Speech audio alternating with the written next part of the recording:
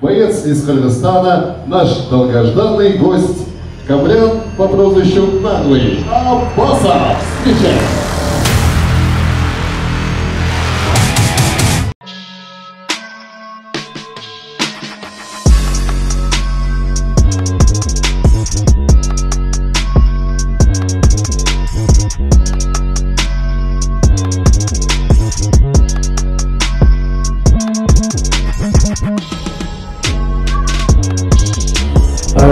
Kırgızstan derece hiç kaçan düşmüyor. Bilgili olsanız.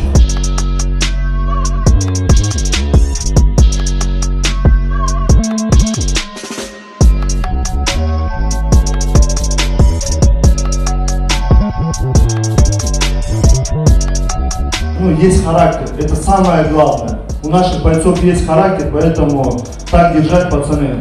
Дальше, больше и вперед, только полный газ.